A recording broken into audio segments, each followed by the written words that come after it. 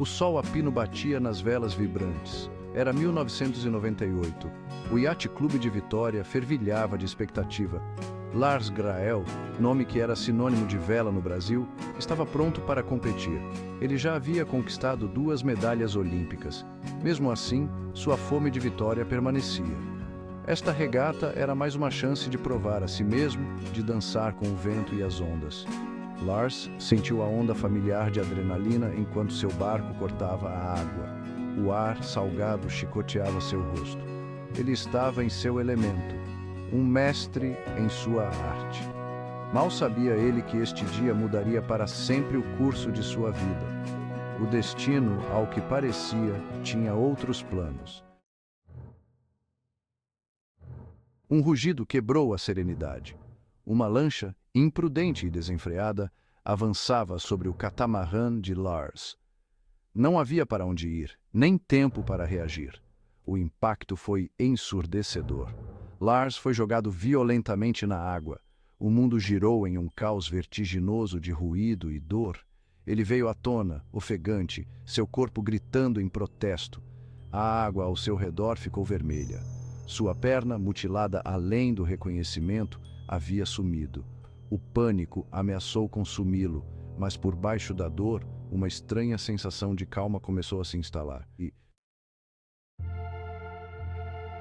A ambulância gemia, sua sirene um lembrete penetrante da fragilidade da vida.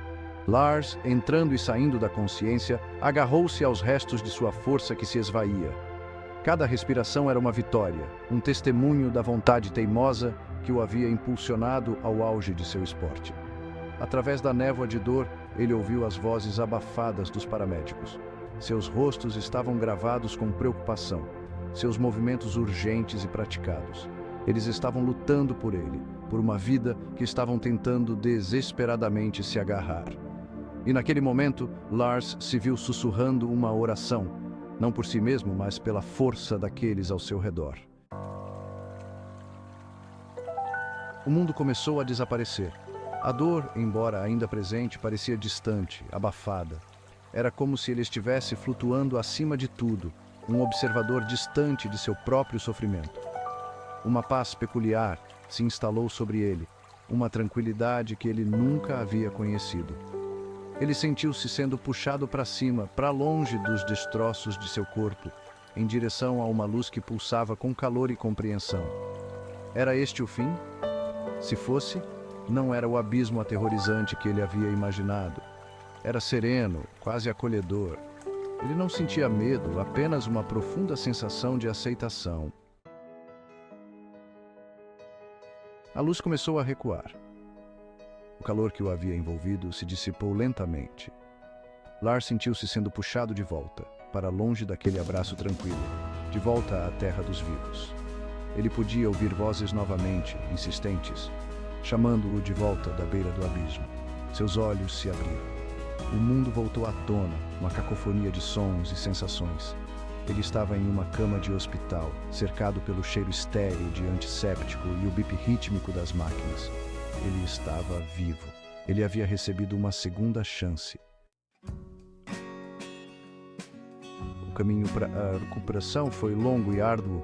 Houve momentos de dúvida, de raiva, de desespero. Mas Lars se recusou a ser definido por sua perda. Ele havia encarado a morte de frente e emergido, não ileso, mas inabalável. Ele sabia que sua vida havia sido irrevogavelmente alterada, mas ele estava determinado a encontrar seu novo normal. O mar, antes seu adversário, agora o chamava de volta, uma fonte de consolo e força. Ele voltou para a água, primeiro timidamente, depois com crescente confiança. Ele aprendeu a velejar novamente, sua perna protética um lembrete constante de sua resiliência. A água, antes um símbolo de sua dor, tornou-se seu santuário, um lugar de cura e renascimento. O telefone tocou. Era um convite, inesperado e emocionante. O Comitê Olímpico Brasileiro queria que Lars carregasse a tocha para os Jogos de Atenas de 2004. Ele ficou surpreso. Poderia ele, um homem que já estivera à deriva em um mar de incertezas, Possivelmente representar sua nação no cenário mundial, a dúvida lutou com uma onda de orgulho. Isso não era apenas sobre ele, era sobre o espírito indomável daqueles que se recusavam a ser definidos por suas limitações. Era sobre esperança, sobre coragem, sobre a crença inabalável na capacidade humana de triunfar sobre a adversidade. A jornada de Lars transcendeu o mundo dos esportes. Ele se tornou um defensor das pessoas com deficiência, uma voz para os sem voz. Ele criou o Instituto Lars Grael, dedicado a promover a inclusão social e a acessibilidade para todos. Sua história repercutiu muito além do mundo da vela. Tocou a vida de pessoas comuns, inspirando-as a superar seus próprios desafios, a abraçar as incertezas da vida com coragem e determinação.